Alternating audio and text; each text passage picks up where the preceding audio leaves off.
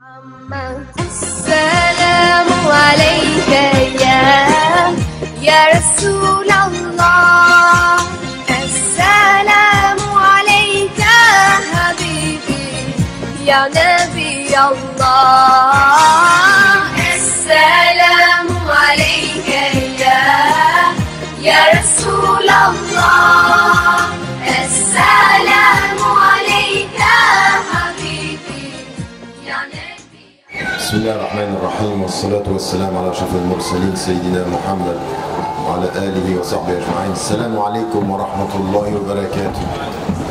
Merci d'être aussi nombreux en ce dernier jour. Je m'attendais à un comité plus... En fait, je ne m'attendais pas à deux choses. D'abord, vous soyez aussi nombreux et à Shamseddin Superstar et le groupe là. Alhamdulillah. C'était très beau et je vous remercie d'abord d'avoir été là et puis ensuite à l'organisation de leur avoir donné le temps de pouvoir faire cette intervention. Ça m'a fait penser, en les voyant bouger comme ça, à une discussion que j'avais eue en 1994 avec Cat Stevens. Moi j'étais de l'opinion déjà à l'époque qu'il fallait qu'il revienne à la musique, je lui l'avais dit dès le départ. Il n'y a rien en islam qui l'empêchait de continuer ce qu'il avait fait. Bien entendu il y avait certaines chansons qui étaient ce qu'elles étaient à l'époque avant qu'il devienne musulman, mais le contenu essentiel de ce qu'il avait fait avant est extrêmement beau, très universel, et ma position était de lui dire de ne pas quitter la musique. Et il me disait à cette époque-là que ça n'était pas possible, que lui il était de l'avis que la musique ça n'était pas islamique. Maintenant il en est revenu, mais il m'avait dit qu'il est dans une discussion avec des cheikhs, il m'avait posé la question à partir de quel moment la musique est haram dans celui qui l'écoute. Et il lui avait dit quand on commence à bouger des pieds et à bouger de la tête, là on est parti pour... Les choses évoluent et là quand je les ai vus bouger ça m'a fait sourire. On commence à... Tant que c'est... Alhamdulillah. Et donc je salue ce qu'ils font avec des nouvelles paroles qui associent le tagine à la fondue. Pour être français, et il n'y a que du bien dans cela. Barakallahu fikum.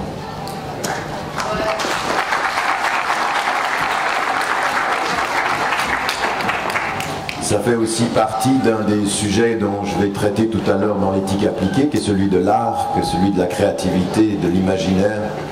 Et Dieu sait s'il faut travailler sur ce chantier-là de façon très professionnelle. Il ne faut pas être professionnel en médecine et amateur en art.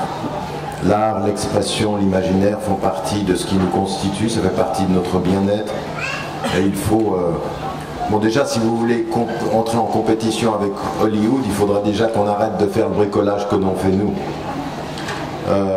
Mais le but c'est pas de faire la même chose que Hollywood, le but c'est de repenser le bien-être, de repenser même le divertissement, l'éthique, les finalités. Pourquoi est-ce que l'on regarde des films, pourquoi est-ce que l'on peut entendre une musique, pourquoi est-ce que l'on peut entendre des chants. Ça n'est pas simplement pour que chaque chanson nous reparle de Dieu, mais qu'elle nous parle des valeurs, qu'elle nous parle de l'humanité, qu'elle nous parle de l'amour. Parler d'amour, c'est parler de Dieu. Parler de l'amitié, c'est parler de Dieu. Parler de la souffrance, c'est parler de Dieu. Parler de la mort, parler de la séparation, parler de tous les sujets. Tout dépend de la façon dont vous en parlez. On peut parler de tout et tout dit le sens. Le but, c'est de garder le sens. C'est pas... et l'élévation, il faut savoir parler de tout avec la perspective de l'élévation. Alors je reprends le cours du propos, celui que j'ai commencé avant-hier, autour de la question de l'éthique, et je vous rappelle de façon synthétique, le premier cours il était celui qui se posait la question de la définition de l'éthique, de ce que sont l'adab ou l'akhlaq, et de mettre en évidence que ce que nous appelons éthique à partir de la racine grecque n'est pas exactement ce qu'est l'akhlaq sur le plan islamique. Le terme est plus vaste, mais en même temps il recouvre deux choses, c'est la somme des principes et des déterminations de ce qui va définir le bien et de ce qui va définir le mal. De ce qui va définir, et au sens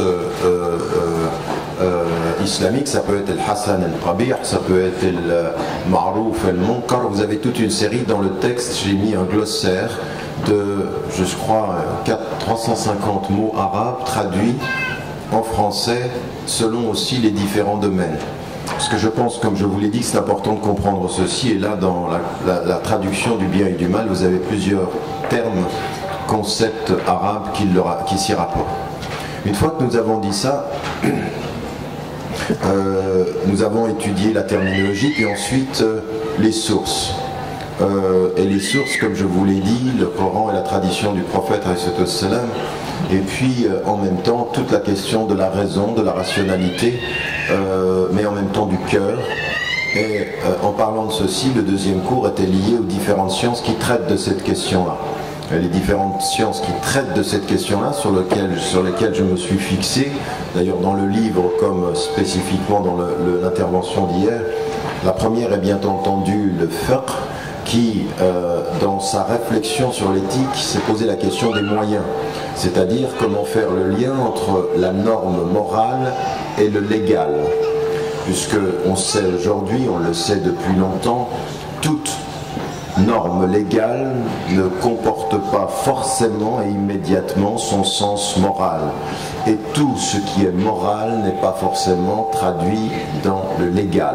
Oui, il y a des choses qui sont morales, mais qui ne seront pas sanctionnées par le légal, au sens où c'est bien, mais ça ne va pas apporter de conséquences légales. C'est-à-dire que vous pouvez faire socialement quelque chose de mal, mais qui ne soit pas puni légalement. Et vous pouvez faire quelque chose de bien et qui ne soit pas célébré légalement comme quelque chose de bien. D'accord? Donc le fiqh s'occupe du moyen, et les deux autres sciences, la philosophie, mais également ilm al-kalam, c'est-à-dire la définition de ilm al-kalam, à mon sens, est une erreur si on l'a traduit uniquement par la théologie. Dire que ilm al-kalam c'est la théologie, c'est de ne pas avoir compris ce que c'est que la théologie dans la tradition. D'abord, vous savez que le terme apparaît d'abord chez les Grecs, puis ensuite il est lié à la tradition chrétienne.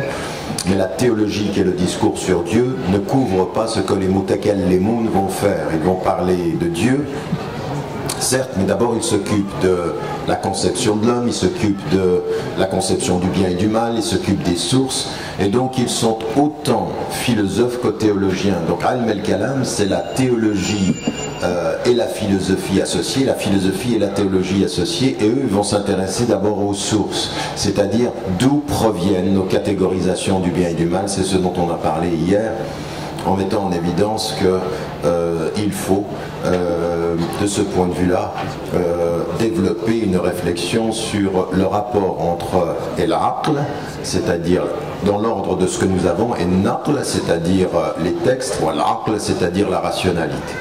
Donc de ce point de vue, vous allez avoir différentes théories, différents courants. J'ai parlé hier de el-mu'tazila, de ceux qui mettent en avant la rationalité, des Ash'ariya qui mettent en avant la référence au texte, et ceux qui sont en fait, sans qu'on le sache, le courant dont on parle le moins, mais qui sont le majoritaire sans doute dans le positionnement des savants, c'est el Maturidiyya, c'est-à-dire ceux qui associent les deux comme source. Même si on se positionne parfois comme Ash'ari, quand vous allez regarder les textes, vous apercevez, ou la réflexion, vous apercevez qu'on est beaucoup plus proche de l'association des deux.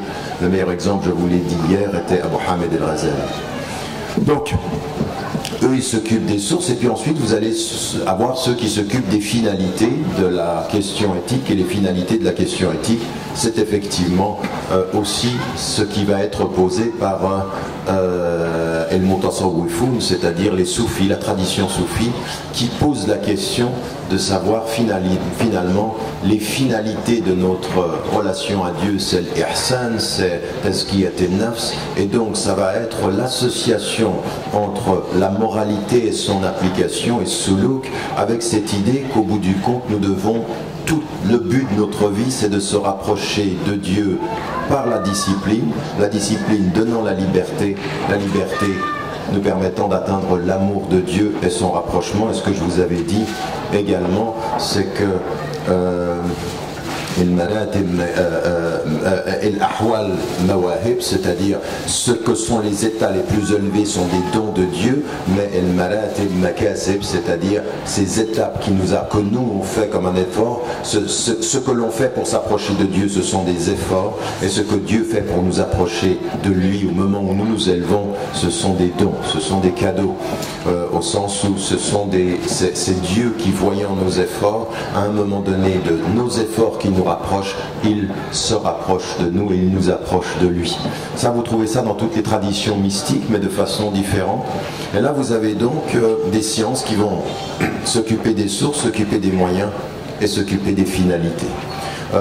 Et le problème qu'on avait vu hier, c'est le problème de la fragmentation de ces savoirs.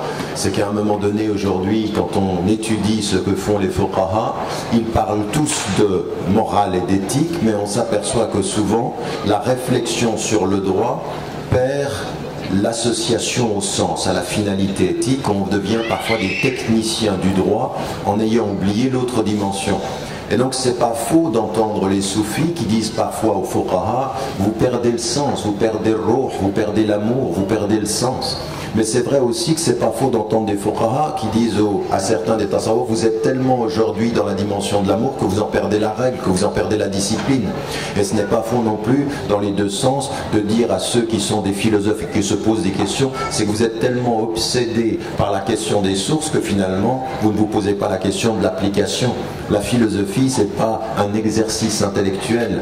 La philosophie, c'est au départ l'amour de la sagesse. Mais pourquoi? Non pas pour penser la sagesse, mais devenir des sages. Parce que penser la sagesse sans être sage, ça sert à rien.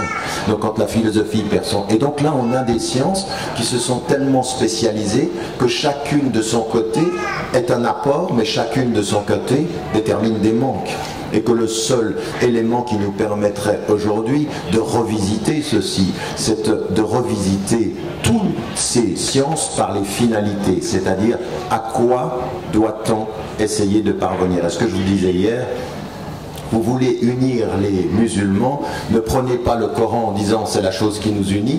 Attention, le Coran est la chose qui nous unit certes, mais dès qu'on a un texte, on a différentes interprétations. Il ne faut pas se poser la question de savoir qu'est-ce qui nous unit comme élément premier, mais qu'est-ce qui peut unir les interprétations de cet élément premier, et c'est les finalités, ce sont les finalités du message. C'est-à-dire ce que nous essayons de réaliser, là-dessus nous sommes plutôt d'accord. Le problème, c'est que nous avons eu historiquement une intuition de ceci. Et cette intuition qu'il faut questionner les finalités. Et c'est de ça dont j'aimerais vous parler aujourd'hui, c'est-à-dire trois choses. C'est de l'intérieur, ce questionnement par des savants musulmans des finalités, il a évolué. Et puis ensuite de se poser la question de l'universel. C'est-à-dire que nous, en tant que musulmans, nous entendons Allah nous dire qu'il n'a créé, c'est-à-dire je n'ai créé les djinns et les êtres humains que pour qu'ils m'adorent. Donc le but ultime de cette création, c'est l'adoration. Donc on est dans un processus qui dit la finalité.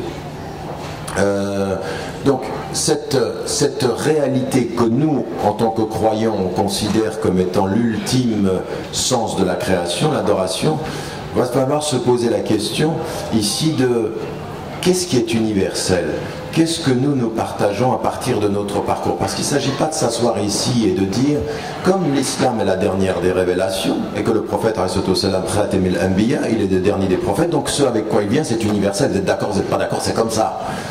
Non, Allah subhanahu wa ta'ala, c'est pas ce qu'il nous dit, et quand il est dit en même temps que le prophète lui-même dit de lui, il dit de lui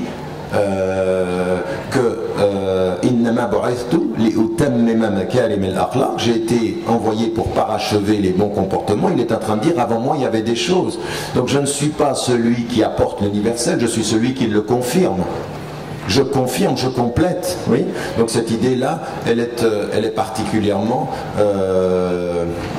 importante. Rasul dit, je ne suis pas un innovateur parmi les envoyés. Ce avec quoi je viens vous a été envoyé avant. Et ce avec quoi Adam alayhi salam a été créé, c'est ce avec quoi le prophète alayhi salam, le dernier, va confirmer. Je ne suis que la confirmation de ce qui fut donné au premier. Donc, quand on a cette réflexion-là, nous, il faut qu'on se situe fondamentalement dans les questions morales, dans les questions éthiques, dans les questions de sens. Il faut qu'on se situe en se disant, mais qu'est-ce qui est universel, qu'est-ce que nous partageons avec autrui? Et pourquoi aujourd'hui c'est important? Parce que vous qui vivez en Occident, il ne faut pas entrer en Occident par la petite porte de savoir comment on va être accepté. Non, il faut entrer par la grande porte de savoir ce qui va être partagé. C'est-à-dire ce que nous partageons. Moi, il ne faut pas me demander quand je rentre dans une salle si je peux m'asseoir sur la chaise qui est sur le côté, là, sur le strapontin. Non, non, non, moi je suis là, vous avez entendu la chanson, français. Mais pas français avec le passeport, français avec quelque chose qui est une norme universelle que nous partageons. Mais pour pouvoir dire que nous la partageons, il faut la connaître, il faut savoir de quoi il s'agit. Donc il va y avoir cette discussion là tout à l'heure, puis ensuite nous allons parler de quelque chose qui est la plus grande partie de ce que j'ai à dire aujourd'hui, c'est l'éthique appliquée, c'est-à-dire en fait comment traduire ça dans les différentes sciences qui aujourd'hui posent des vraies questions et de nouvelles questions. Alors avant ceci, ce que je veux faire simplement en tant qu'introduction courte au propos, c'est de s'arrêter sur cette question des maqasid. Et à un moment donné, je vous l'ai dit, quand les savants comme Shafi'i, qui est considéré, à la suite d'ailleurs de Ja'far al-Sadiq, qui sont ceux qui vont développer toute la question de usul al-fiqh, ils vont développer une science parce qu'ils s'aperçoivent qu'il y a un besoin. On ne peut pas laisser la lecture du Coran comme ceci et les fatawas à venir sans cadre d'extraction. C'est ce que je vous ai dit hier. Donc ils vont développer une science. Et puis il y a un certain nombre de savants qui se disent, mais quand on regarde toutes ces règles qui sont présentes dans le Coran, à un moment donné, on s'aperçoit que toutes ces règles-là, elles répondent à des objectifs supérieurs qu'il faudra réussir à extraire. Et l'intuition est très importante, pourquoi? Parce qu'ils se disent, le plus important, c'est pas simplement de se donner un cadre d'extraction, le plus important, c'est de se donner une finalité d'organisation. Je répète, le plus important, c'est ne pas de se donner un cadre d'extraction des règles, mais une finalité d'organisation, c'est-à-dire, qu'est-ce qui est prioritaire, qu'est-ce qui est secondaire, ouais, il faut qu'on développe une compréhension synthétique de la finalité et non pas un cadre régulé de l'extraction. Vous me suivez? Donc ils ont une intuition et quelque chose qui peut nous manquer là. Mais pourquoi? Parce que tout système, et ça s'appelle comment? Ça s'appelle fondamentalement, quand on pense au droit, une philosophie du droit. La philosophie du droit, elle vous dit quelles sont vos sources organisées, quelles sont vos finalités catégorisées. Oui, donc elle vous dit c'est une philosophie du droit, ça s'appelle une philosophie du droit. Et là, quand vous touchez à d'autres philosophies de la vie, vous apercevez que tout système a une philosophie derrière. Oui, a une philosophie. Le mot philosophie, c'est pas un sale mot, hein, c'est pas moche comme mot, c'est très joli. D'abord, ça veut dire l'amour de la sagesse, et en plus, ça veut dire organiser l'ordre des valeurs. Or, il y a, à partir des textes qui nous sont donnés, l'organisation d'un ordre de valeurs. Et donc ils vont essayer. Le premier qui va faire ceci, en fait ils sont plusieurs. Et d'ailleurs souvent les chiites, les sunnites prennent ceci comme étant leur... et puis il y a une dispute entre les sunnites et les chiites, entre qui l'a fait. Souvent dans la tradition sunnite, on dit que celui qui va faire ce premier travail de catégorisation verticale et horizontale, c'est Imam el-Haramayn, c'est-à-dire le professeur, celui qui va être le maître de Abu Hamid el-Ghazali, c'est-à-dire el-Juwayni. Et lui, qu'est-ce qu'il va faire? Il va commencer à catégoriser les choses. Il va dire, en fait, il y a des choses dans le Coran qui sont des objectifs supérieurs, des objectifs secondaires, puis des objectifs de troisième niveau. Et il va, en fait, lui, il va en avoir plus que 3, il va en mettre 5, et il va aussi en avoir horizontalement, c'est-à-dire il y a des objectifs qui touchent tel domaine, tel domaine, tel domaine, tel domaine, supérieur, secondaire, troisième, quatrième. Donc il commence à faire ce travail-là. Et là, c'est la première intuition. Abu Hamid el-Ghazali va continuer ce travail-là. El Mustasfa, qui est un de ses livres, qui n'est pas Ihya Ulum el-Din, il va aussi faire ce travail de catégorisation. C'est devenu tellement important dans cette tradition que ça va être repris, et celui qui va faire un travail de synthèse à partir de ceci, il est connu, il a étudié il est un savant européen, en fait, et Shatibi, qui va écrire un livre qui s'appelle El Muwafaqat et qui, lui, va synthétiser tout ceci en mettant en évidence ce qu'on connaît aujourd'hui comme Ad-Daruriyat, Al-Hajjiyat, Al-Tahsiniyat, et puis les catégories qui sont l'islam au plus haut niveau de ses objectifs supérieurs. Il est, je les ai rappelés hier, la protection des dînes, c'est-à-dire la religion, la protection de la personne, la protection de l'intellect, la protection de tout ce qui concerne les liens de la famille, c'est nasl, et puis les protections des biens, c'est l'amwal. Et puis je vous avais rappelé que le Qarafi, un des savants, avait mis en évidence qu'on pouvait y ajouter l'ard, c'est-à-dire la dignité humaine. Donc un travail qui se pose la question des finalités. Donc non seulement Usul al-Fiqh vont nous poser la question de organiser l'extraction, mais el-Maqasid, ce qu'on appelle aujourd'hui el-Maqasidiyun, c'est-à-dire ceux qui vont développer la pensée des Maqasid. Et Shatibi est l'un d'eux. Vous avez compris une chose dans ce que je viens de dire, c'est que tout ce travail-là, à partir de quelle science se fait-il? Quelle est la science mère qui produit ces sciences qui sont mères de la mère, mais qui sont enfants de la fille? En termes génétiques, je ne sais pas si c'est halal. Donc, vous comprenez ce que je viens de dire? Quelles sont ces sciences? Quelle est la science mère? En fait, c'est le fiqh. Toutes ces sciences-là vont être développées à partir du droit. Je salue au demeurant la présence de notre chef El-Arbi Kashat ici, frère de longue date, mais vous devez savoir qu'avant d'être mon frère et qu'on soit là et que lui m'écoute, c'est le contraire qui a été pendant des années la réalité. Ça a été un de ceux qui, sans le savoir, m'a formé à distance et dont j'ai appris énormément. Et donc, je salue sa présence, barakallahu fik, pour de cette présence ici parmi nous. Donc, qu'est-ce que je disais? Non mais c'est pour le thé, alhamdoulilah. La science mère, c'est le fiqh. En fait, tout cet élément-là va se travailler à partir de quoi? Des savants essayent de trouver des réponses adaptées à l'époque. Et donc il y a des nouvelles situations. Et ils se disent, bien, déjà à l'époque du prophète, le prophète a cette intuition que de nouvelles choses vont apparaître quand il envoie Muaz ibn Jabal et qu'il lui part, il l'envoie au Yémen, il s'aperçoit qu'il y a des situations là-bas, il ne va pas savoir. Il lui dit que sur quoi vas-tu t'appuyer? Sur le Coran, si tu ne trouves pas, sur la Sunna, si tu ne trouves pas, il dit je vais, c'est-à-dire je vais m'en remettre à mon réflexion personnelle. Qu'est-ce qu'il y a derrière ce hadith?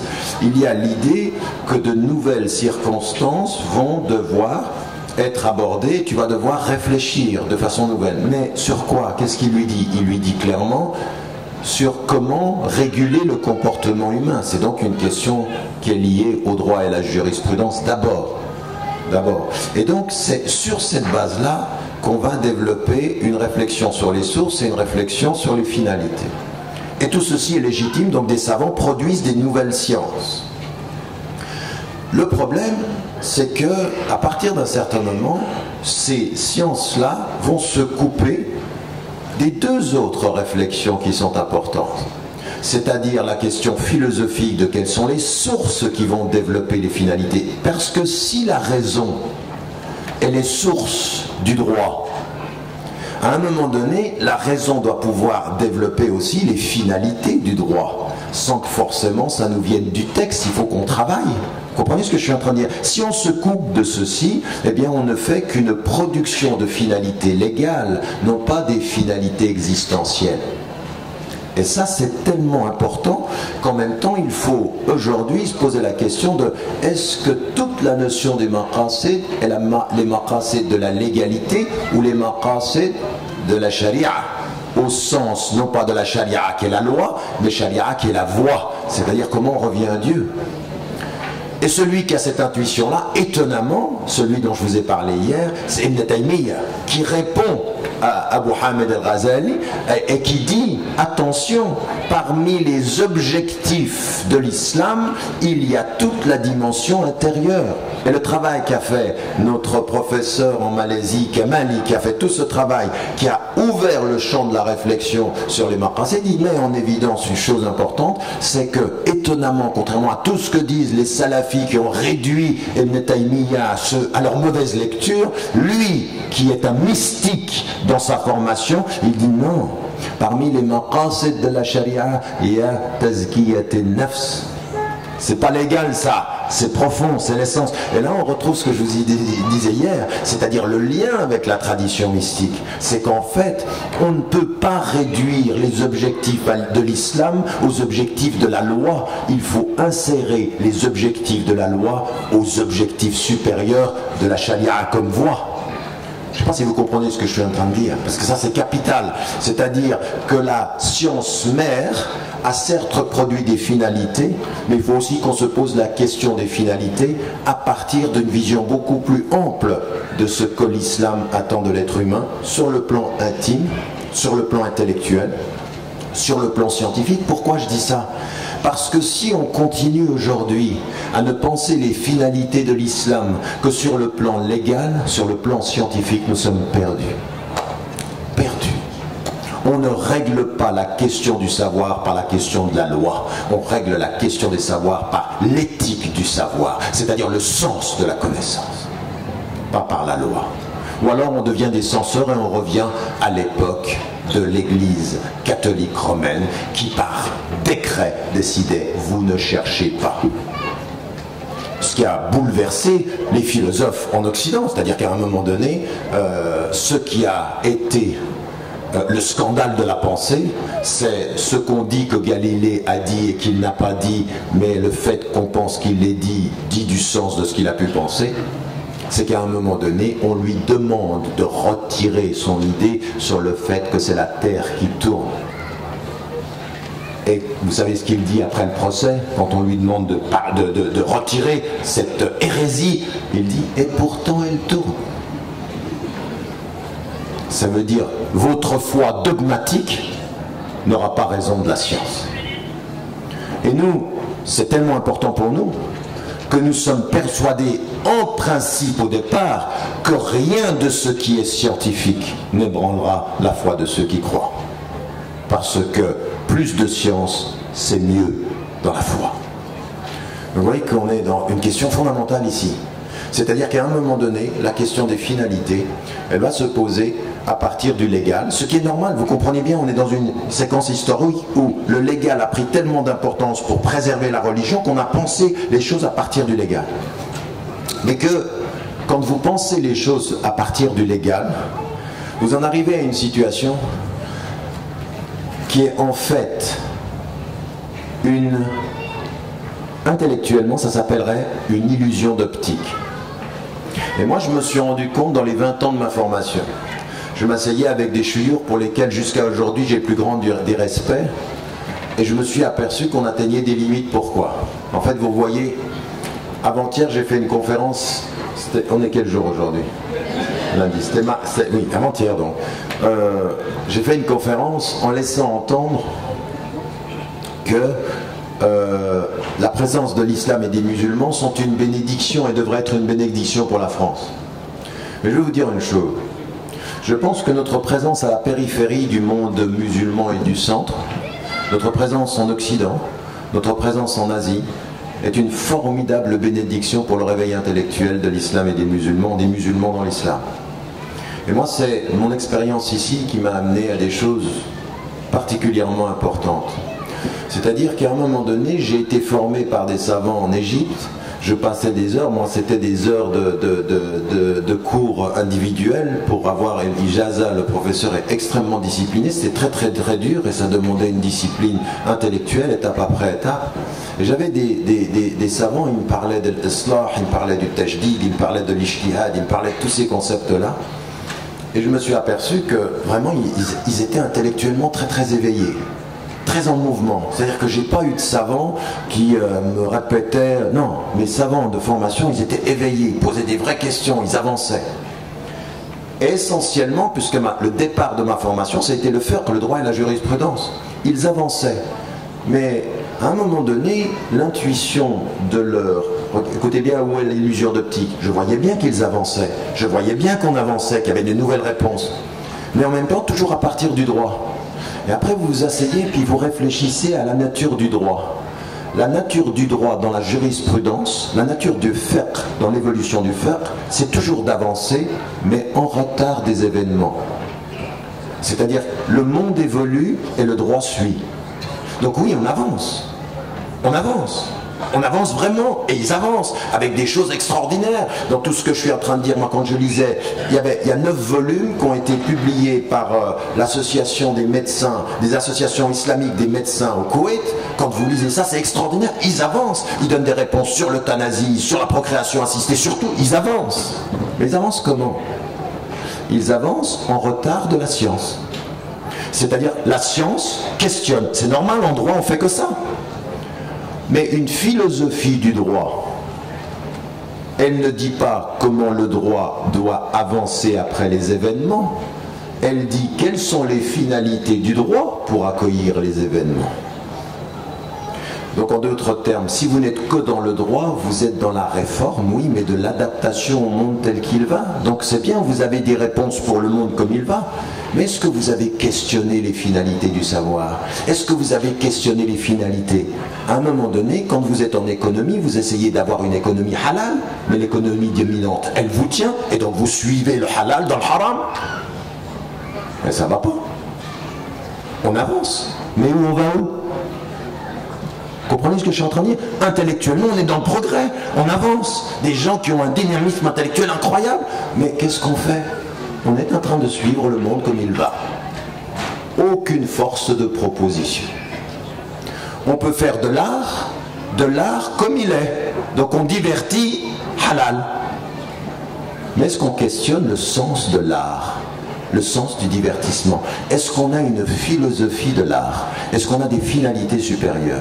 Penser les finalités à partir du droit, c'est permettre au droit d'avancer, mais de ne faire que de s'adapter. Vous comprenez ce que je suis en train de dire là? Là, je suis au cœur de tout mon débat. À un moment donné, quand j'ai écrit la réforme radicale, ce que j'ai mis en introduction, je suis arrivé aux limites de mon travail. Je suis arrivé aux limites de mon travail dans le fiqh. C'est plus possible de continuer comme ça. Et quand j'ai lu ce que faisait le Fiqh Council aux États-Unis, ce que faisait le Majlis al-Fatawa par exemple en Arabie Saoudite, le Majlis al-Fatawa que vous avez même en Malaisie, le Majlis al-Europe qui sont des gens que je respecte beaucoup, qui ont fait tout un travail ici en Europe de production du fiqh pour l'Europe et en particulier aussi pour la France. À un moment donné, les deux mots que je voyais souvent apparaître, c'est el-haja wa ad-darura, c'est-à-dire il faut qu'on pense un droit selon le besoin et selon l'impératif. Donc en d'autres termes, on s'adapte au monde.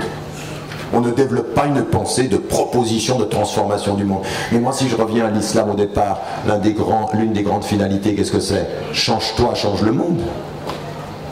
Alladhina immakannahum fil ard aqamu as-salah wa atawu az-zakat wa amaru bil ma'ruf wa nahaw 'anil munkar. C'est-à-dire ils sont là pour changer le monde. On est une force de proposition, de changement. Je suis pas là moi pour m'adapter à la France telle qu'elle est. Le plus grand cadeau que je puisse faire à la France, c'est qu'avec ma présence, elle soit meilleure que ce qu'elle est. Pas que j'adapte mon fiqh à être « je suis un Français, je suis gentil ». Non, je suis un Français et la France va savoir qui je suis par ma contribution et pas dans le foot et dans la musique seulement. Dans l'intelligence, dans l'intellectualité, dans le travail, dans l'économie, dans l'art, dans la médecine, dans toutes ces sciences. Donc, ce qui nous a porté historiquement, regardez bien, des choses qui furent nécessaires historiquement peuvent devenir des obstacles si nous ne les reconsidérons pas. Raison pour laquelle il faut parfois avoir le courage de questionner les normalités ou les habitudes que nous avons eues. Et donc, c'est ce que j'avais essayé de faire dans la réforme radicale en disant il faut qu'on change maintenant notre conception du rapport aux finalités au-delà du droit par rapport à la voie elle-même. et par rapport aux sciences et par rapport au savoir. Il y a un savant, début du XXe siècle, Taha ibn Ashur, qui a écrit un livre qui est un livre extrêmement important, parce que c'est l'un des premiers, en fait c'est le premier contemporain, qui sort de la lecture légale des maqasid pour poser la question fondamentale d'une philosophie des maqasid considérée sur 3 axes. Le premier élément, écoutez bien, parce que ça c'est aussi important, il va considérer les maqasid à partir de la conception de l'homme et d'une notion centrale, la fitra.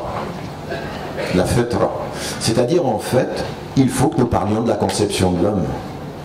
Et l'une des choses sur laquelle nous sommes tous dans un piège en Occident aujourd'hui, c'est que 99,9% de nos interventions intellectuelles et médiatiques ne parlent jamais de la conception de l'homme. Elles parlent de nous comme des problèmes ou comme peut-être des gens gentils qui sont dans le dialogue interreligieux. Hier soir, j'étais avec le cardinal Barbarin sur Europe 1 et je lui dis, il ne faut pas un dialogue des périphéries, il faut un dialogue des sources. Quelle est votre conception de l'homme? Quelle est votre conception? Et là, c'est important, el fitra, c'est-à-dire qu'est-ce qui est à l'intérieur de nous. Quand Allah subhanahu wa ta'ala nous dit وَإِذْ أَخَذَ رَبُّكَ مِنْ بَنِي آدَمَ مِنْ ظُهُورِهِمْ ذُرِّيَّتَهُمْ وَأَشْهَدَهُمْ عَلَى أَنفُسِهِمْ أَلَسْتُ بِرَبِّكُمْ, quand il a tiré des reins d'Adam toute la création, il dit, est-ce que je ne suis pas votre Seigneur? Ils disent oui. Qu'est-ce que nous voulons dire par là? C'est-à-dire que même pour ceux qui en conscience nient qu'il y ait un Dieu, la fitra pour nous détermine la détermination vers le transcendant. Et qu'il y a du transcendant même chez ceux qui ne pensent qu'à l'immanent. Qu'il y a du transcendant même chez ceux qui ne voient pas plus loin que cette vie. Et donc pour nous, cette conception-là, lui dit, il y a une dimension de l'universalité dans la fitra. Il faut travailler là-dessus pour développer une dimension de finalité. Il parle aussi d'un autre concept qui est dévoyé aujourd'hui, qui est la notion de l'khilaf, c'est-à-dire la notion de ce dont je vous parlais hier, la vigérance, c'est que ce monde ne nous appartient pas. Mais vous comprenez bien, philosophiquement, légalement, spirituellement, quand vous vous regardez en face du miroir, et que vous vous regardez en face du miroir et que vous regardez vos yeux, que vous regardez votre visage, que vous regardez votre corps et que vous vous dites seul devant le miroir, ceci ne m'appartient pas, c'est cadeau. Je n'ai que l'usage de mon corps jusqu'à revenir à celui qui a créé mon âme et mon corps. Et que j'ai des comptes à rendre là-dessus. C'est une philosophie, une conception de l'homme, de la responsabilité et de la gestion, jamais du propriétaire et de l'arrogance. Il nous est interdit d'avoir l'arrogance du propriétaire, il faut avoir l'humilité du gérant. Conception de l'homme, dans laquelle tout le légal, tout le scientifique, tout le philosophique va s'inscrire. Et lui, son intuition, c'est sortir la question des maqasid de simplement une dimension de usul el-fiqh et des éléments du fiqh lui-même. Ce ne sont pas des questions légales, ce sont des questions dans lesquelles s'intègre le légal. Et en d'autres termes, de se poser la question de toutes les finalités supérieures des savoirs. Pourquoi est-ce que je sais? Donc ne me produisez pas la législation et la régulation des savoirs. Posez-vous la question du sens du savoir. Quand par exemple vous avez votre ancien président qui dit qu'en fait, au moment de la crise économique, il faut réguler le capitalisme. Il a même eu une formule assez drôle qu'on a pris au sérieux, mais qu'en fait est un oxymore. Il faut moraliser le capitalisme. C'est-à-dire comme si le capitalisme était simplement un ordre auquel il fallait mettre des règles. Mais tout économiste, toute personne qui sait comment fonctionne le capitalisme comprend que l'ordre même du capitalisme ne fonctionne pas sur le moral, il est sur un ordre de puissance.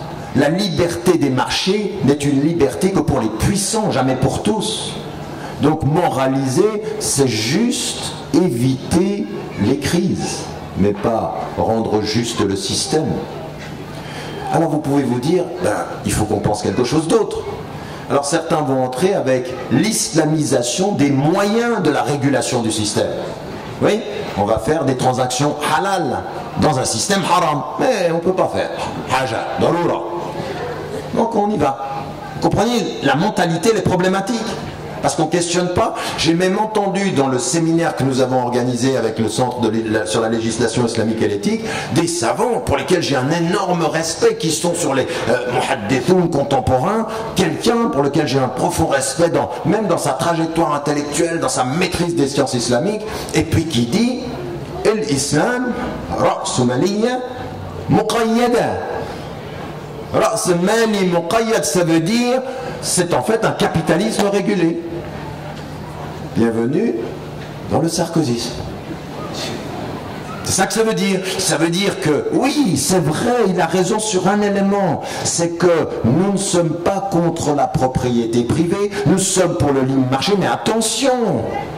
Il faut faire attention à questionner les finalités du libre marché, c'est-à-dire, oui, tu peux avoir une propriété, mais attention, la propriété, toi, tu la conçois comme la gestion d'un bien qui ne t'appartient pas et auquel tu ne peux pas avoir l'arrogance. Or, le capitalisme dit le contraire, ça t'appartient, tu fais ce que tu veux, et si tu es puissant, tant mieux, si tu es pauvre, tant pis, on régulera. Vous comprenez? Les questions ici sont très profondes. Mais si vous n'y entrez que par le légal, vous êtes perdu. Il faut questionner les finalités du système économique. Et ça, il faut se sortir. Et à un moment donné, et ça c'est ce que je défendais, et dont je parle également dans le livre, dans la réforme radicale, c'est de dire, aujourd'hui, dans toutes les sciences, il faut sortir la réflexion démocratique et poser deux questions. Quelles sont les sources de la législation musulmane? Est-ce que c'est uniquement les textes, mais aussi le monde? Est-ce que les sciences ne doivent pas entrer aujourd'hui dans la détermination des objectifs supérieurs? Et c'est pour ça que je vous dis, c'est ma vie en Europe et en Occident qui m'a fait me poser ces questions-là. Pourquoi? Parce que nous sommes à l'avant-garde de ces questions-là. Nous sommes au premier rang de ces questions-là.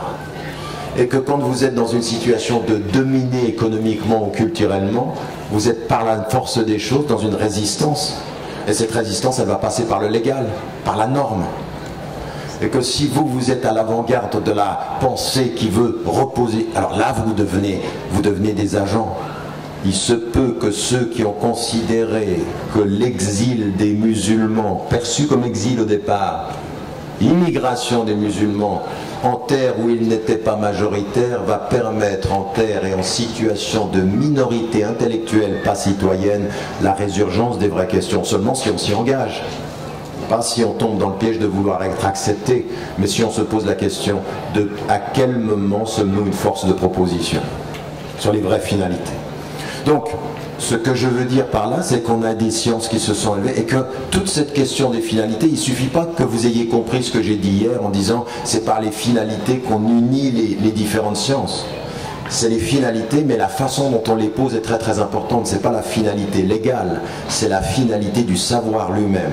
C'est la finalité de l'agir humain dans la compréhension de ce que c'est qu'un être humain devant le transcendant et parmi les hommes. Tout ceci en disant que le plus aimé d'entre nous auprès de Dieu, c'est le plus utile à l'humanité parmi les hommes.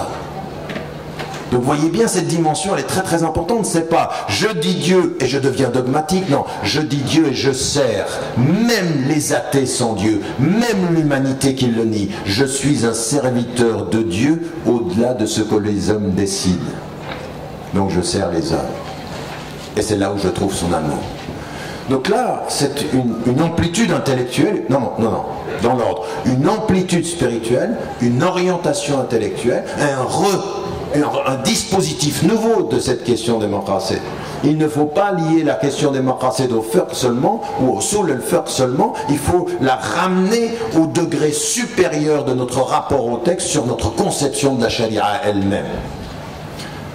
Mais moi je me souviens, et j'ai été critiqué même dans une discussion avec il n'avait pas compris ce que j'essayais de dire, ou je l'avais mal expliqué, sans doute le second plutôt que le premier, mais quand je parlais moi de la charia, quand on disait, mais vous savez, quand je suis en Occident, quand quelqu'un me dit est-ce que vous êtes pour tatbiq la charia, je dis mais attendez, quand vous parlez de l'application de la charia, vous pensez du droit, mais non.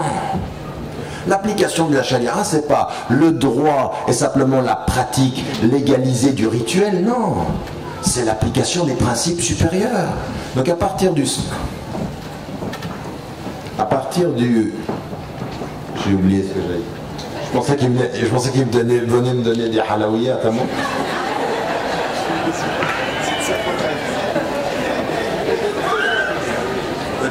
tu mets les halaouiyat dans mon dos, toi. C'est pour les prendre après, c'est ça?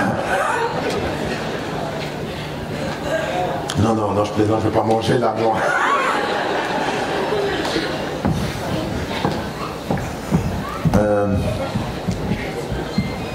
Donc, de dire, par exemple, mais comprenez bien, dans ma présence en Occident, dans votre présence en Occident, on est déjà dans cette perception de la charia. On est déjà dans l'application de la charia, mais l'application au sens de l'amplitude spirituelle. Tout ce que vous faites quotidiennement pour essayer de purifier votre être et votre cœur, vous y êtes déjà. Le bon agir, la participation avec des finalités, le questionnement, on y est déjà. On y est déjà. Ne réduisez pas la charia à ce que certains ont dû faire dans l'histoire pour se protéger. Nous aujourd'hui, pour mieux, je vais vous étonner, mais nous ne serons jamais autant bien protégés en Occident que quand nous allons ouvrir la charia dans la question de son amplitude. En fait, si nous continuons à la préserver étriquée, nous nous enfermons nous-mêmes. En fait, c'est nous-mêmes, nous devenons le problème de notre propre enfermement. L'amplitude, les vraies questions. Et quand vous parlez comme ceci, je peux vous dire que partout où vous allez, les gens, ils écoutent parce que, en fait, c'est la fitra, c'est l'universel, il est intime, il n'est pas dans l'imaginaire comme ça, c'est pas l'universel des grands. Non, il est à l'intérieur. L'universel de l'intimité est beaucoup plus fort que l'universel des idées abstraites. Mais donc il faut revenir là. Il faut que cette amplitude-là, spirituelle, nous la mettions là, nous la concevions là. Mais encore une fois, comprenez-moi bien, c'est pas pour plaire aux gens, c'est pour être fidèle à soi-même. C'est vraiment comment est-ce que. C'est ça que je disais, l'éthique, c'est pas comment on est accepté, c'est comment on est en paix avec soi-même, puisque pour moi, ce que je vous disais hier, et c'est la valeur ultime, c'est l'expression ultime de notre cheminement. Donc ça, c'est un élément sur la question des maqasid sur lequel je voulais parler et qui fait qu'aujourd'hui, tout ce que j'essaye de faire avec d'autres savants, en essayant de ramener les savants du texte et du contexte, c'est de mobiliser les énergies intellectuelles pour repositionner le cadre de cette triple relation, les sources, l'éthique et les finalités.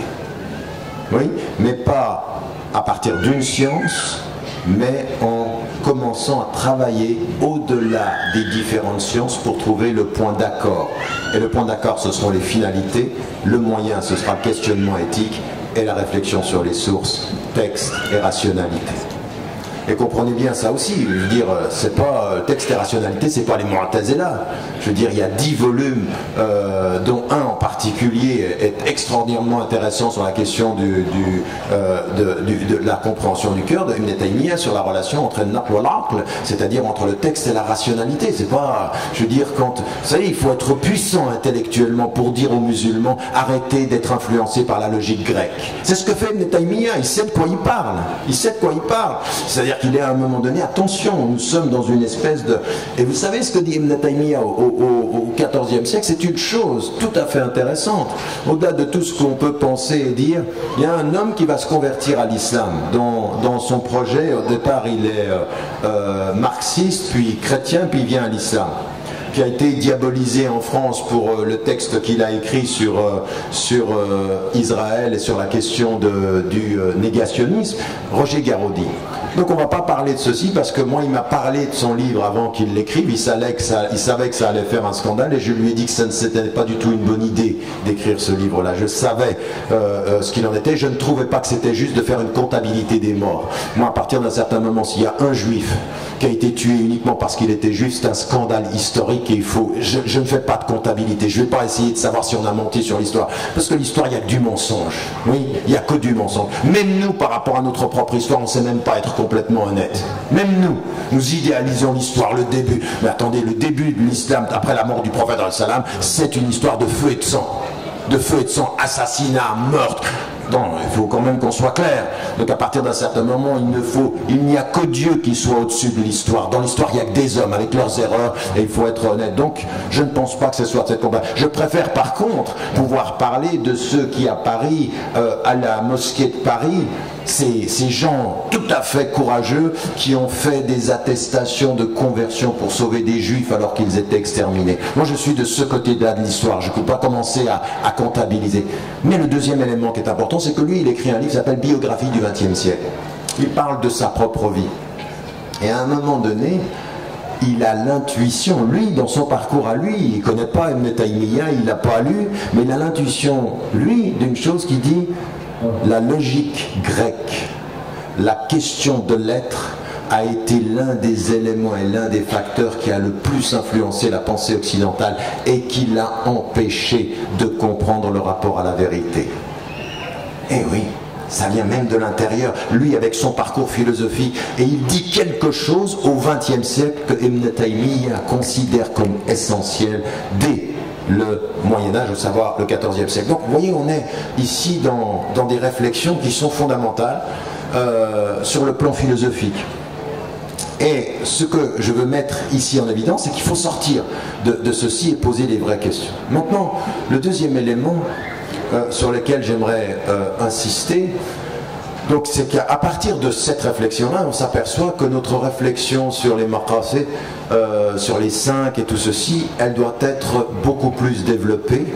Elle doit s'orienter non pas simplement sur la structuration de nos rapports au texte, mais sur l'élaboration à partir des savoirs contemporains aussi. Donc il faut les intégrer à cette réflexion. Il n'y a pas d'éthique qui soit une éthique du sens si nous ne questionnons pas le sens à partir des savoirs. Mais nous ne pouvons pas questionner les savoirs uniquement par la régulation des savoirs, par le fait de légiférer sur le savoir. C'est aussi stupide de légiférer uniquement sur les savoirs en pensant qu'on va donner une orientation que de légiférer sur l'histoire ou sur l'interprétation de l'histoire. C'est quand même assez fou qu'on ait des lois pour vous dire « vous ne pouvez pas dire ça sur l'histoire ». Dire votre loi Guesso, c'est un scandale intellectuel. Et dire attendez, vous dites rien, là, ça ne se discute pas. Non, tout se discute en histoire. Donc on peut ne pas nier l'extermination des Juifs, mais on peut questionner autant. Donc l'un ne va pas... Vous voyez, vous pouvez être contre le calcul, mais vous devez dire, laissez les gens réfléchir. En plus, en disant ceci, je ne suis pas le seul. Hein. Il y a énormément d'intellectuels qui trouvent ça complètement fou. La France, plutôt, de ce point de vue-là, avec la Belgique, fait exception sur la question de questionner l'histoire. On ne fait pas des lois sur l'histoire, et il ne suffira pas de lois sur le savoir pour pouvoir aller dans ce sens-là. Une fois que j'ai dit ceci, je continue maintenant la réflexion en disant, voilà, ce qu'il faut que nous fassions, c'est-à-dire nous développions un nouveau type de rapport aux objectifs, un nouveau type de rapport à l'éthique. Et ça m'amène à ces deux éléments-là, c'est que où est-ce que nous allons, où est-ce que nous discutons pour ce qui nous concerne de la question de l'universel? Eh bien, c'est au centre, à partir de notre conception de l'homme, notre conception de la fitra, notre conception comprise de El Khilafa, au sens de ce que je dis, pas au sens de ce qui a été détérioré maintenant. Inni ja'ilun fil ardi khalifa, c'est-à-dire je vais établir un vice-gérant sur la terre. Qu'est-ce que ça veut dire que cette conception-là? Quelles sont les finalités de notre vie? Comment est-ce qu'on va être avec Dieu? Comment est-ce qu'on va être avec la nature? Comment est-ce qu'on va être avec les animaux? Comment est-ce qu'on va être avec nos semblables? Comment est-ce qu'on pense un projet social? Tout ça, ce sont des objectifs extraordinairement importants qui se pensent à partir des concepts généraux et non pas à partir de la loi seulement. Ça n'est pas le halal et le haram qui nous donnera des réponses à ça. Et quand on est dans cette question-là, eh bien là, on est dans l'universel commun. C'est pourquoi, moi, pendant pratiquement 20 ans, j'étais dans le dialogue interreligieux et on discutait de nos valeurs communes. Et je pense aujourd'hui qu'il faut un dialogue des centres, du centre de nos conceptions, pas de la périphérie de nos valeurs. C'est-à-dire que nos valeurs, elles ont un sens par rapport au centre, à ce qui donne le corps à notre conception de l'homme, de Dieu. Nous devons pouvoir parler de notre conception de Dieu. Ça veut dire quoi? Vous vous rendez compte, ça veut dire quoi? Quand je parle à Dieu, il n'y a pas d'intermédiaire. Je n'ai ni besoin de prêtre, j'ai pas besoin de Jésus, j'ai besoin, et même à des moments, j'ai même pas besoin de moufti, parce que mon cœur a la réponse. Et le prophète, il dit, Estafti qalbak, demande à ton cœur. Il y a une immédiateté. Si on te parle, si mon serviteur te demande, je suis proche, parle-lui, il te répond. Ça, c'est une conception extraordinairement puissante. La confiance et tawakkul ala Allah, c'est un tawakkul de la proximité, un tawakkul de la nécessité intellectuelle de faire l'effort, en sachant que au-delà de la puissance de faire l'effort, sa puissance à la force de changement, c'est un message extraordinairement positif, optimiste, c'est possible. À la fin du livre sur la réforme radicale, je dis tout est toujours possible. Nous n'avons pas, nous, à désespérer de ça. Donc c'est une conception qui va nous retrouver. Et là, vous trouvez, de ce point de vue-là, des choses très très importantes dans le dialogue des centres, du corps de notre réflexion.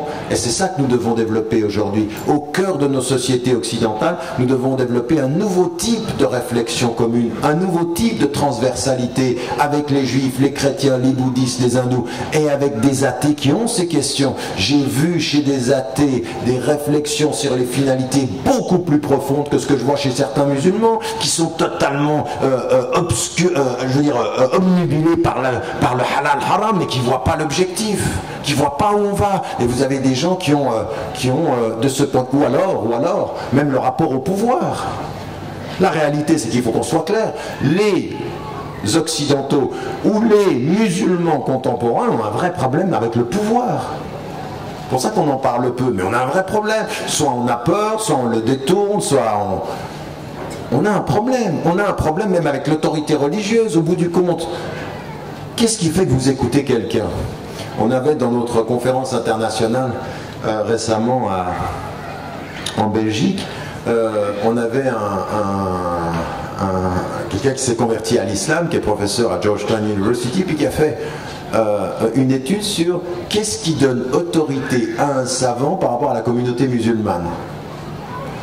Et il s'appelle Jonathan Brown. C'est quelqu'un quelqu'un d'abord qui est très très bien formé en hadith, qui parle l'arabe, le français, l'anglais, qui a une formation extraordinaire, et il a écrit ceci, il nous rapportait des statistiques.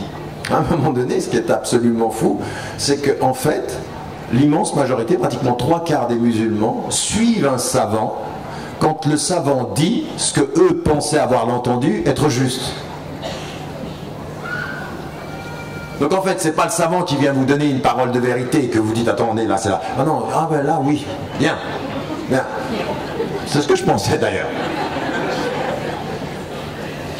Là vous en riez, mais au niveau de la communauté, il y a un vrai problème. À partir de quand faites-vous confiance à quelqu'un quand vous l'écoutez?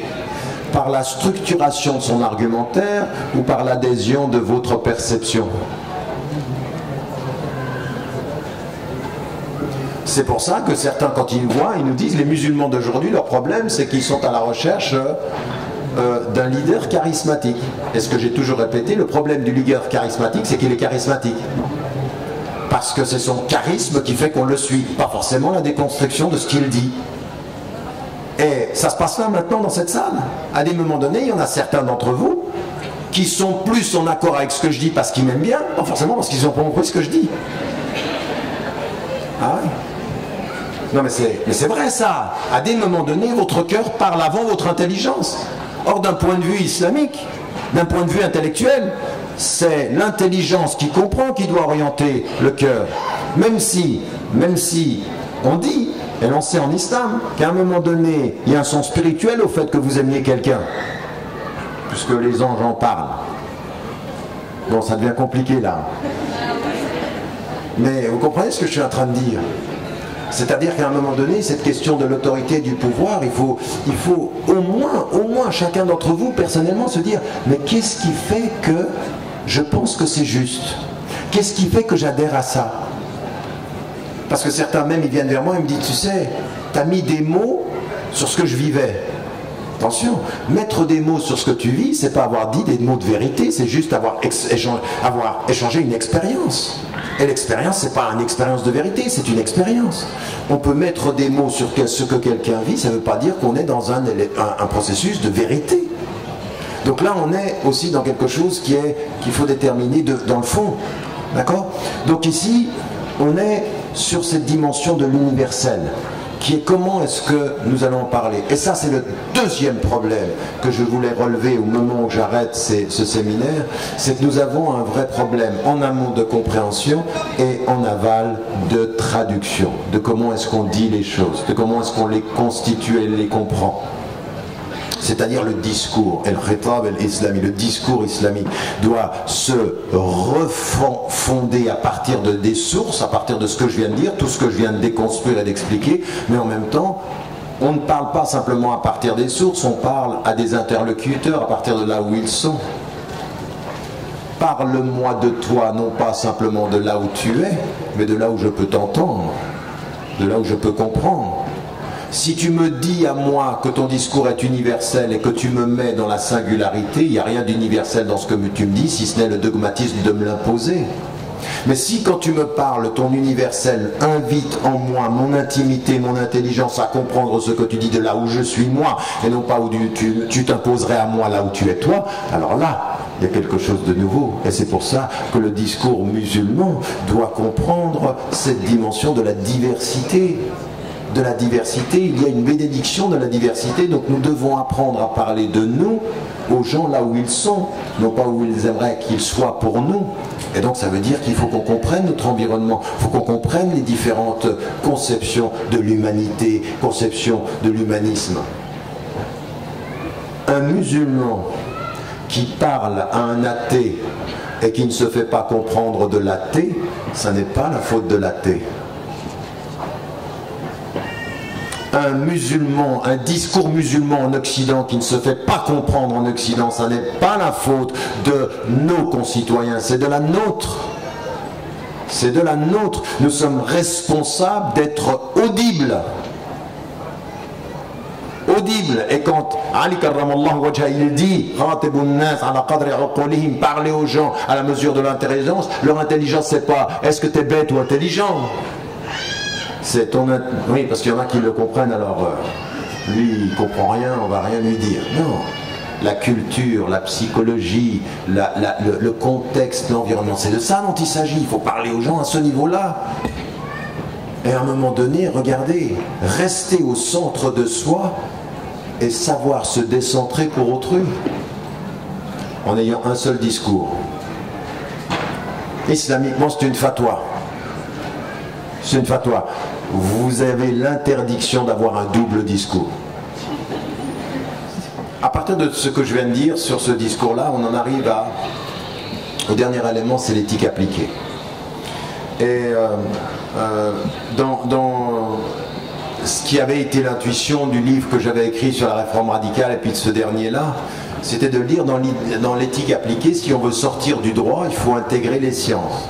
Et donc, on a commencé à développer dans 11 domaines. Alors, il y a le domaine de l'éducation, il y a le domaine de l'économie, de l'art, de la psychologie, des médias, de l'environnement, de l'économie, de la psychologie. J'ai dit, il y a 11 domaines, pour ceux que ça intéresse, vous verrez ceci dans les fleurs, on a travaillé là-dessus. Mais ce que je voulais dire par là, c'est que dans l'éthique appliquée, l'une des stratégies était laquelle?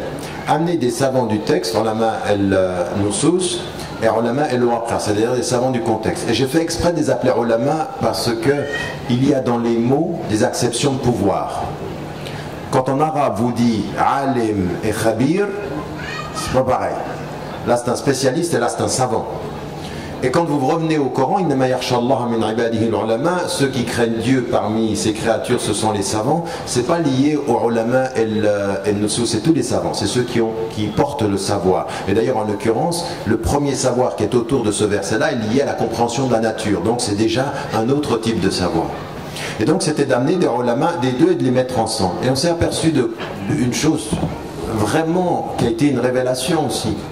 C'est que quand vous amenez les savants des deux, c'est-à-dire par exemple dans le domaine de l'éducation, vous amenez des enseignants, des praticiens, et vous amenez des chouyours, vous amenez dans des chouyours et vous amenez des artistes par exemple, vous amenez des chouyours, vous amenez des journalistes, des gens qui sont dans le domaine, on les fait des médecins, dans la bioéthique on a amené parmi les plus grandes sommités du travail sur la bioéthique, on les a fait intervenir avec Cheikh Al-Raissouni ou Cheikh Ben Maya et autres. Des gens comme ça, on les a fait parler ensemble. On s'aperçoit d'une chose, c'est qu'il y a un vrai problème. C'est que certains des chouyours qui sont des fuqaha, ce sont des juristes. Donc ils viennent avec la réponse du détail. Mais le savant, lui, il a tout un savoir derrière lui. Et le détail, bien, c'est gentil, vous allez nous donner une réponse de détail. Mais la vraie question, les vrais fondements de cette science et la relation de cette science avec les autres sciences. En d'autres termes, c'est bien beau de parler de l'environnement et de dire, vous savez quoi, dans l'islam, dans l'islam. C'est très très important. Regardez les hadiths, regardez l'attitude du prophète, tout nous porte à respecter la nature, à respecter les animaux. Tout ça c'est vrai.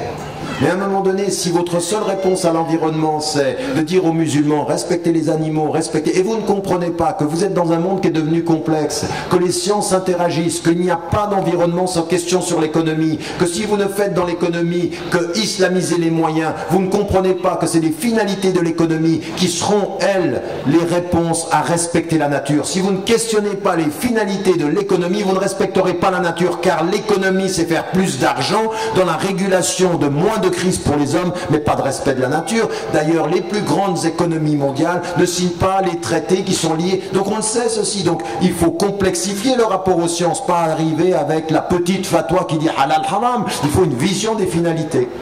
Donc dans l'éthique appliquée, c'est des choses qui sont importantes. Alors je vous donne des exemples. On a en islam des choses extraordinaires. Je vous en parlais hier. Des choses où les savants, le domaine sur lequel les savants ont le plus travaillé avec des savants du contexte, c'est dans la médecine. Pourquoi? Parce que la force des choses, un cheikh savait qu'il comprenait rien à comment ça fonctionne le corps et il fallait être un spécialiste. Et que nous, il faut qu'on comprenne une chose. L'évolution des savoirs est telle que c'est impossible d'avoir tout ceci. Alors comment on fait une éthique appliquée maintenant? Il faut une éthique appliquée dans le détail des choses, mais avec une vision ample des finalités. Ce que je vous ai dit tout à l'heure, il faut connaître les finalités et penser le détail à la lumière des finalités, pas le contraire. Pas penser qu'en oubliant la finalité, le détail va répondre. Je vous donne un exemple sur la question de une réponse que l'on a sur, en médecine par exemple, c'est sur le don d'organes. En islam, on n'a aucun problème. La seule restriction, c'était sur les organes reproducteurs. Sur le reste, on est... D'accord, tout ceci, c'est bien. Maintenant, attention, on est dans un monde aujourd'hui où le don d'organes est devenu un commerce entre les riches et les pauvres. On est devenu dans un monde où on exploite les gens. Comment on fait? Comment on va? Est-ce qu'il suffit de dire oui, on peut, et puis c'est tout? Ou est-ce qu'il faut avoir une réflexion beaucoup plus large? Par exemple, question fondamentale dans la médecine. Aujourd'hui, la médecine chimique a traduit l'homme, l'être humain, le corps de l'homme, en un composé d'organes. Oui, vous avez le cœur physique, vous avez le bras, vous avez... Donc tout ceci c'est bien. Et donc la médecine, qu'est-ce qu'elle fait? La médecine, elle va vous trouver, la médecine chimique, elle va vous trouver le médicament qui va répondre à la maladie organique.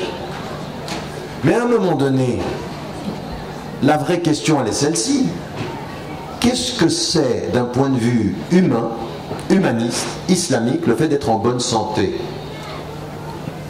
Et là, vous vous apercevez, dans tout le domaine du psychosomatique, que parfois vous êtes malade, non pas dans votre corps, mais dans votre tête.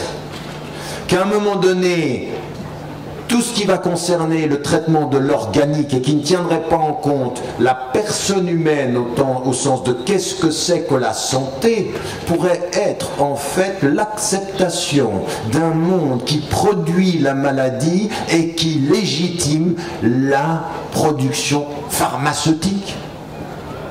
Et de vous entrer dans un truc de fou. En d'autres termes, l'entretien du mal-être physique pour faire de l'argent. Et si vous pensez que le monde n'est pas aussi cynique que ça, mais regardez ce que font les multinationales de la cigarette au Parlement européen pour qu'il n'y ait pas de loi. Ils savent que ça tue. Mais qu'est-ce que ça fait de l'argent? On gagne.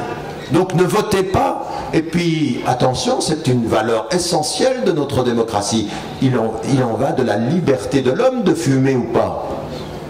Ah oui, t'as la liberté de te détruire, ça m'arrange du coup. Ça fait de l'argent. Vous comprenez ce que je suis en train de dire? Si vous êtes uniquement dans c'est halal ou c'est haram et que vous ne posez pas ces grandes questions-là dans l'éthique appliquée, on est perdu parce que les moyens au-dessus sont beaucoup plus importants. Est-ce qu'au fond, et j'en arrive à ma conclusion, nous sommes une force de proposition dans l'éthique appliquée en médecine, dans l'environnement, ce que je viens de dire, dans l'art aussi. L'art, il faut qu'on se mette d'accord. Allahu Jamil yuhibbu Jamal. Dieu est beau, il aime la beauté. Nous sommes pour l'art, nous sommes pour la littérature, nous sommes pour l'imaginaire. Mais à un moment donné, il faut se poser la question quand on nous dit attention, si tu es pour l'imaginaire et pour la liberté, je fais ce que je veux. Je fais ce que je veux. Et à un moment donné, je ne sais pas si vous avez lu le livre qu'on a fait avec Edgar Morin, où lui il dit, moi quand je vois des choses aujourd'hui et qu'on me dit ça c'est de l'art, bon il a utilisé un mot vulgaire, il dit c'est de la crotte. Mais attention, la personne quand elle vous parle, elle dit j'ai voulu, il vous fait, mais non, nous là il faut qu'on se pose la question, c'est quoi l'art? Il faut faire attention à un monde qui fait de l'art quelque chose qui ne serait que le divertissement. Et le sens du divertissement, c'est pour ça que moi j'ai un vrai problème. Même quand je viens ici, j'ai toujours dit ceci. Vous savez, la façon culturellement dont vous gérez la nuit et le jour est très important. Très très important. C'est-à-dire qu'à un moment donné, quand la dernière conférence vient, et qu'après la dernière conférence vous avez des chants, vous accueillez la nuit avec le divertissement, et ça vient de quelque chose qui est aussi culturel. Est-ce que parfois il ne faut pas se poser la question, est-ce que le culturel il ne devrait pas être le jour avec l'imaginaire, les yeux éveillés, et quand on approche de la nuit, c'est le moment de la méditation et du sens. Accueillir le sommeil en pensant le sens et vivre le jour en se reposant dans le divertissement. Et là, non, nous, pourquoi c'est comme ça? Parce que la nuit, il y a moins de lumière. La nuit, on voit moins. La nuit, ce que disait Cabrel samedi soir sur la terre, ça se passe pas très halal. À partir d'un certain moment, mais non, mais je ne suis pas en train de rigoler. La gestion éthique du temps est capitale culturellement. Qu'est-ce que tu fais au plein jour et qu'est-ce que tu ne fais pas? Comment on gère ça? Donc ça c'est des questions. Vous voyez où j'en suis là? Je ne suis pas dans le petit bricolage halal, haram, tu peux bouger, bouge le pied, c'est haram. Non, c'est pas ça la question. Elle est beaucoup plus ample que ceci. Et c'est là où nous devons, nous, les uns et les autres, dans nos différents domaines, vous êtes tous en train de faire quelque chose de votre vie. Même si vous êtes au chômage à l'heure actuelle, vous êtes dans la voie où quelque chose va être une orientation de votre vie, quel que soit le domaine de votre travail. Ne pas se poser la question Attention, vous me comprenez bien, comprenez-moi bien. Il y a des choses haram, elles sont haram, il y a des choses halal, elles sont halal. Donc bien sûr qu'on se pose la question du détail. Mais la réflexion sur les finalités doit dépasser ceci.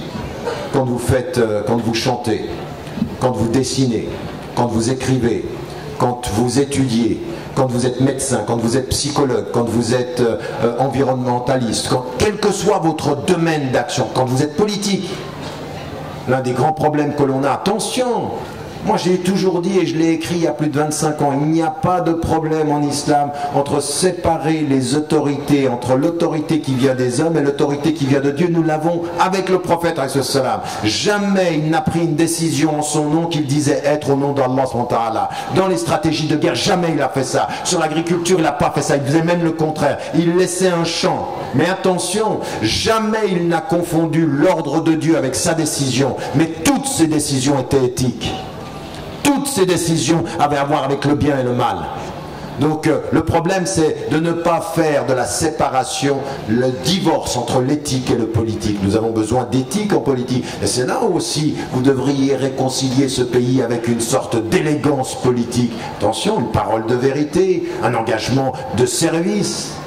Parce que bon, si vous pensez que nos politiques aujourd'hui veulent le pouvoir pour servir le peuple, bonne chance.